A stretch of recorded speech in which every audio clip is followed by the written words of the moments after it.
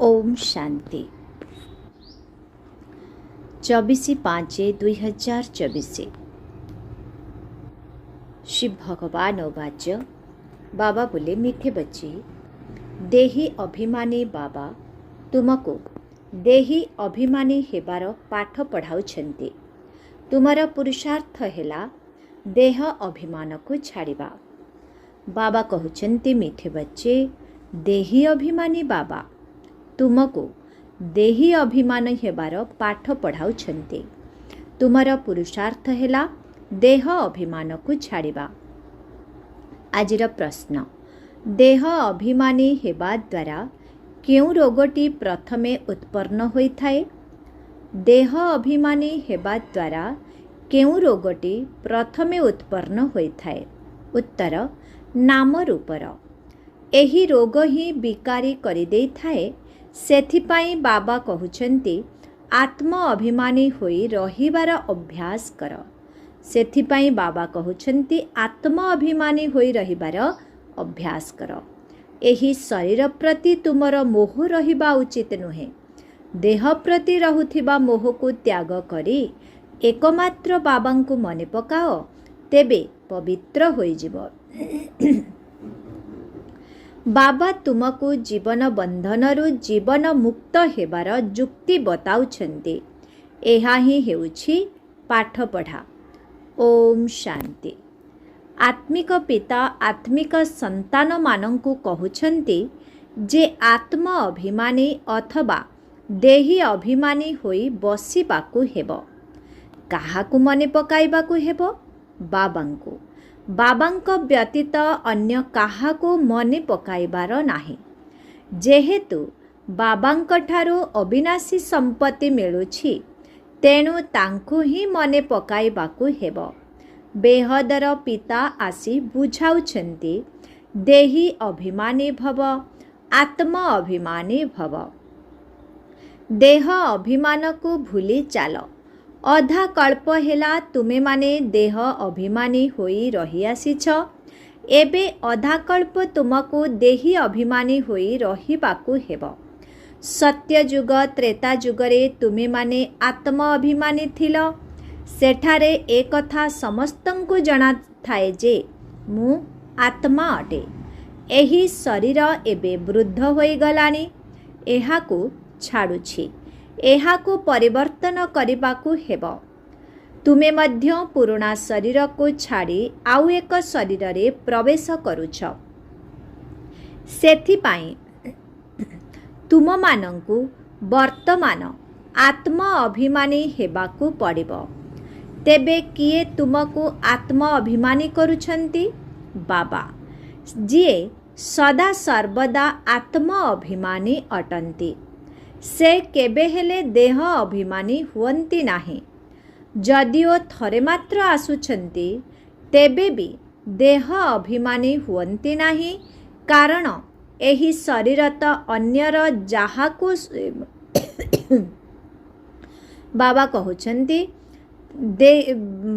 कहउछन्ति जदिओ थरे मात्र आसुछन्ति, तेबे भी देह अभिमानी हुअन्ति नाही, कारण एही शरीर त अन्यर जाहाको उद्धार सूत्र रे नेइछन्ति। एही शरीर सहित तांकर कौनसी मोह नाही। जिए उद्धार नै थाए तार कौनसी मोह न थाए, कारण जानी थाए जे एही शरीर को तो छाड़िबाकु हेबो। बाबा बुझाउछन्ति, मु ही आसी तुम मानंकु पावन करुछि। तुमे माने सतो प्रधान थिल, पुणी तमो प्रधान होई जाइछ। एबे पुणी पवित्र हेबा पई तुम मानंकु मो सहित जोग लगाइबा सिखाउछि। तेबे एहाकु जोग शब्द न कही याद अर्थात मने पकाइबा कहिबा ठीक हेबो। याद करिबा सिखाउछि। जेपरि लौकिक बापांकर पिलामाने निजर पितांकु मने पकाई थांती, सेहिपरि तुमको मध्य निजर पितांकु मने पकाइबाकु हेबो। आत्मा ही मने पकाई थाए। जेतेबेले रावण राज्य आरंभ होई थाए, ସେତେବେଳେ ତୁମେ ପିଲାମାନେ ଦେହ ଅଭିମାନୀ ହୋଇଯାଇଥାଅ। ପୁଣି ବାବା ଆସି ତୁମକୁ ଆତ୍ମ ଅଭିମାନୀ କରିଥାନ୍ତି। ଦେହ ଅଭିମାନୀ ହେବା ଦ୍ୱାରା ତୁମେମାନେ ଅନ୍ୟର ନାମ ରୂପରେ ଆକର୍ଷିତ ହୋଇଯାଅ, ବିକାରୀ ହୋଇଯାଅ। ନହେଲେ ତୁମେ ସମସ୍ତେ ନିର୍ବିକାରୀ ଥିଲ। ପୁନର୍ଜନ୍ମ ନେଇ ନେଇ ତୁମେମାନେ ବିକାରୀ ହୋଇଯାଇଛ। ଜ୍ଞାନ କାହାକୁ କୁହାଯାଏ?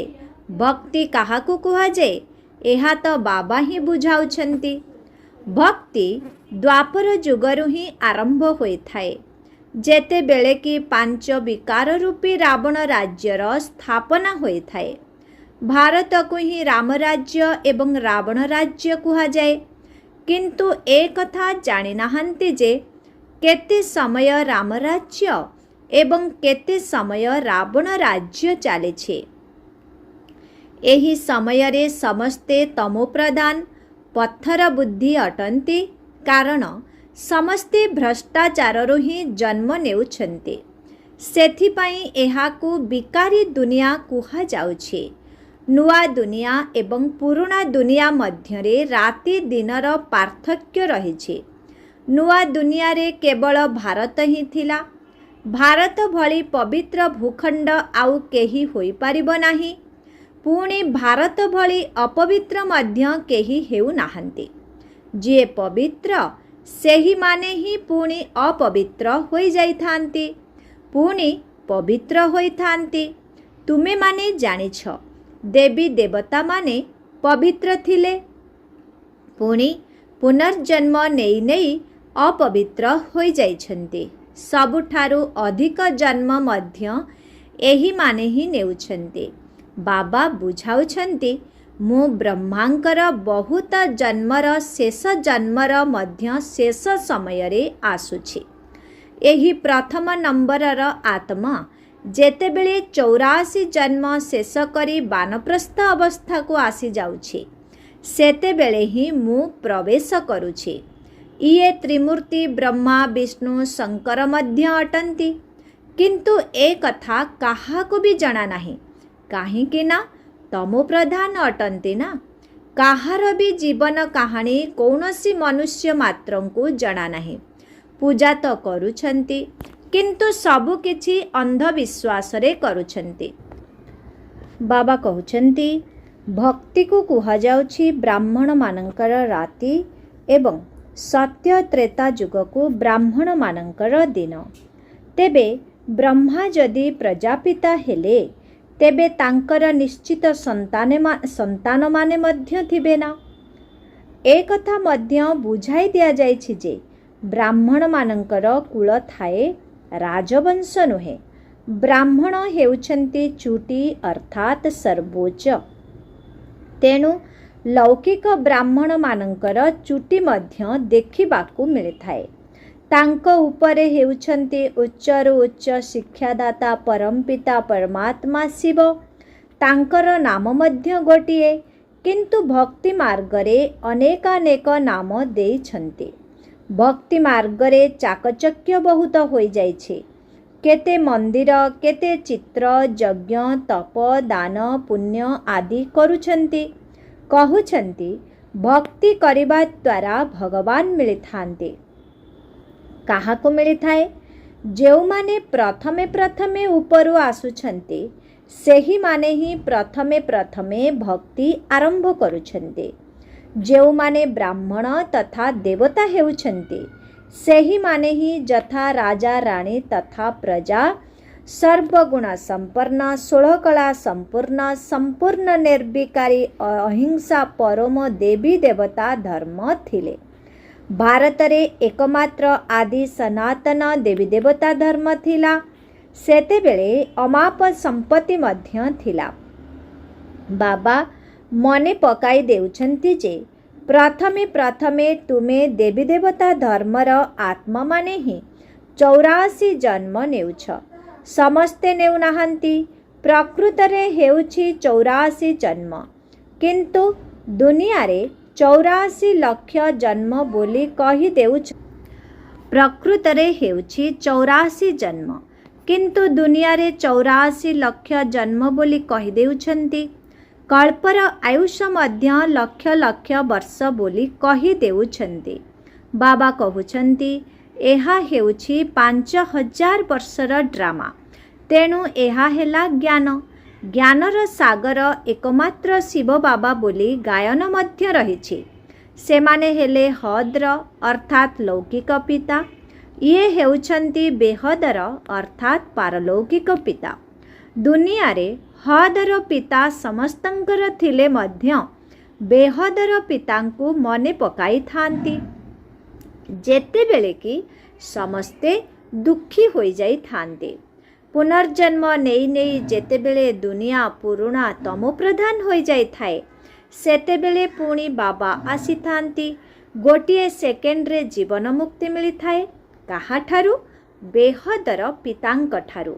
तेणु निश्चित समस्ते जीवन बंधन रे अछंती, पतित होई जाइछंती।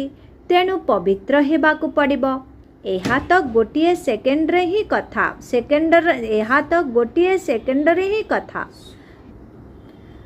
तेणु निश्चित समस्ते जीवन बंधन रे अछंती, पतित होई जाइछंती। तेणु पवित्र हेबाकु पड़िबो। एहा तो गोटिए सेकेंड रो ही कथा। ज्ञान हेउछि गोटिए सेकेंड रो। काहेकिना पाठ तो तुमे बहुत पढ़ुछ। दुनियार मनुष्य ही मनुष्यंकु पाठ पढ़ाउछंती, हेले पढ़ुछि तो आत्मा। किंतु देह अभिमान कारणरू निजको आत्मा भूली कहिदेउछंती मु अमुक मंत्री अटे, अमुक अटे। किंतु वास्तव रे आत्मा ही अटे। आत्मा ही मिस्टर मिसेस अर्थात स्त्री पुरुष शरीर रे रही पाठ करुछि ए कथा भूली जाइछंती। नचेत आत्मा ही शरीर द्वारा पाठ करुछि किए कौन हेउछंती तो किए कौन। बाबा बुझाउछंती एबे एही पुरुणा दुनिया परिवर्तित होई नुआ हेबाकु जाउछि। विश्वर इतिहास एवं भूगोलर निश्चित पुनरावृत्ति हेब। नुआ दुनिया हेउछि सतो प्रधान दुनिया। घर मध्य प्रथमे प्रथमे नुआ होइथिले ताकु सतो प्रधान कुहाजिबो। तापरे धीरे धीरे पुरुणा तमो प्रधान जीर्णशीर्ण अवस्था होई जाए। एही बेहदर नाटक बा सृष्टि चक्रर ज्ञान को मध्य बुझिबाकु हेबो। काहेकिना एहा पाठ पढ़ा अटे, भक्ति नुहे। भक्ति को पाठ पढ़ा कुहाजिब नाही, कारण सेथिरे कौनसी लक्ष्य बा उद्देश्य न थाए। जन्म जन्मांतर केवल वेद शास्त्र आदि पढ़ी थांती। एठारे तो दुनियार परिवर्तन हेबार अछि। सत्य त्रेता जुगरे भक्ति नाही, भक्ति द्वापर जुगरु आरंभ हुए। तेबे एही बाबा तांकर आत्मिक संतान मानंकु बुझाउछंती। एहाकु कुहा जाउछि आध्यात्मिक ज्ञान अथवा रूहानी ज्ञान। तेबे एही आध्यात्मिक ज्ञान को किए सिखाइबे? सुप्रीम रूह अर्थात परम पिता परमात्मा ही सिखाइबे। सिए तो समस्तंकर अटंती ना। लौकिक पितांकु केबे परम पिता कुहाजिब नाही। पारलौकिक पितांकु परम पिता कुहाजाए। सिए हेले परमधाम निवासी। बाबांकु हे ईश्वर हे गॉड बोली कही मने पकाउछन्ते। वास्तवरे तांकर नाम गोटिए ही अटे, किंतु भक्ति मार्गरे अनेक नाम दे देछन्ते। भक्तिर विस्तार मध्य बहुत बड़ होई जाइछे। ताहा सबु हेला मनुष्य मत। एबे मनुष्य मानंकर ईश्वरीय मतर आवश्यकता रहिछि। ईश्वरीय मत ही श्रीमत अटे। श्री श्री 108 रो माला तो तैयारी हेउछि ना। एही माला प्रवृत्ति मार्गर अटे।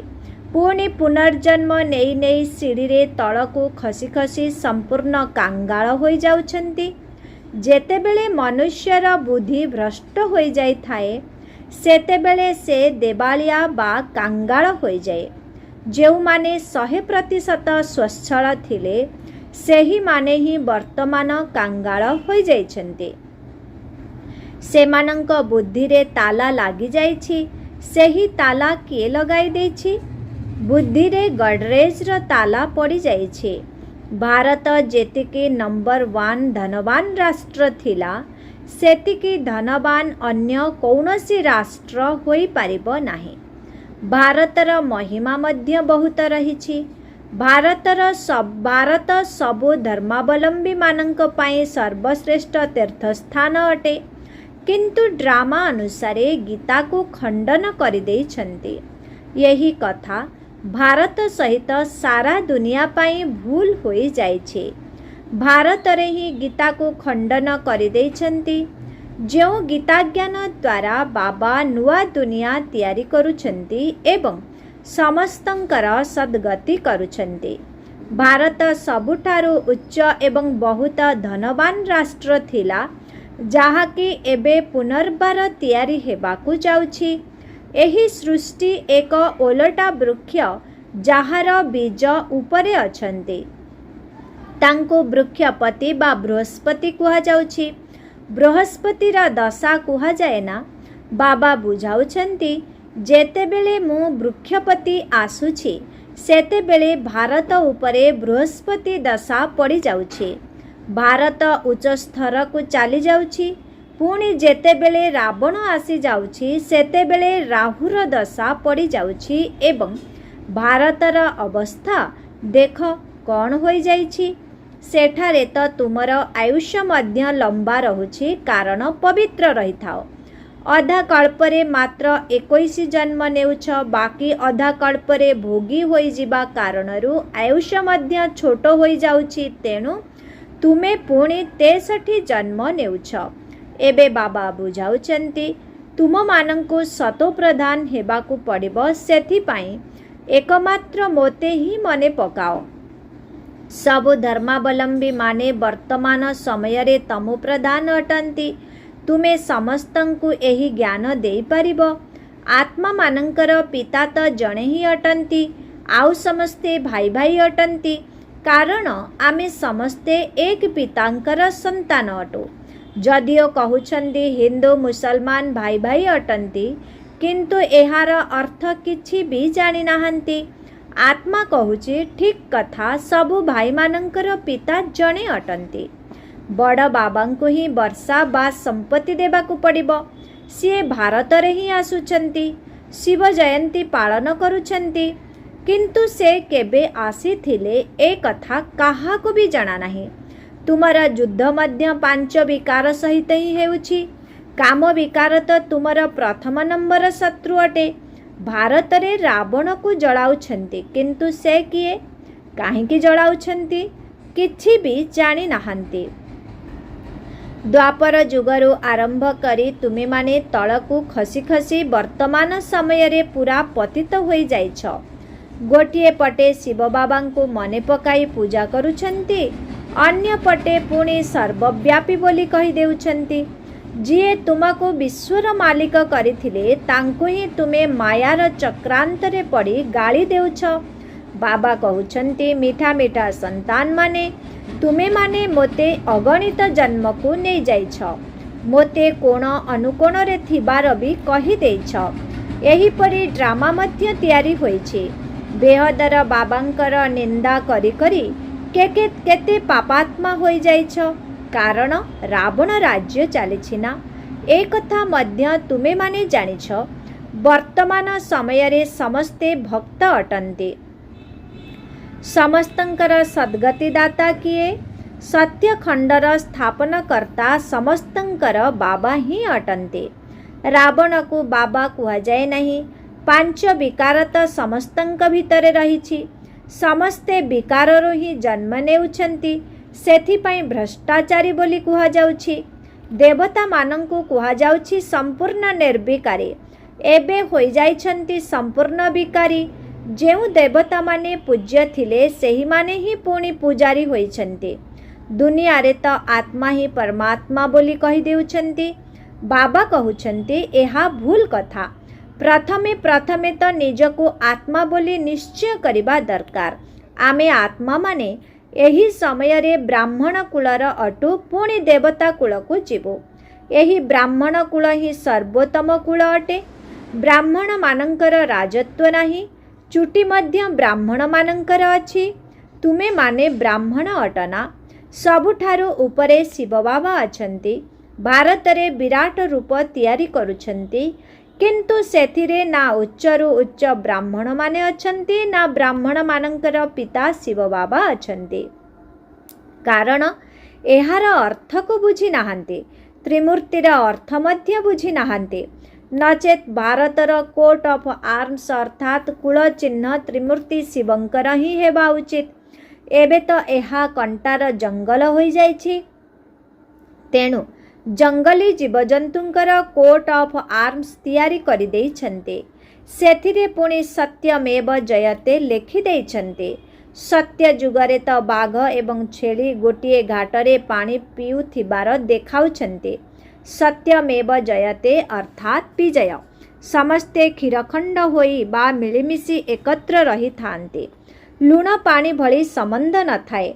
रावण राज्य रे लुण पानी, राम राज्य रे क्षीरखंड भली संबंध होई जाए।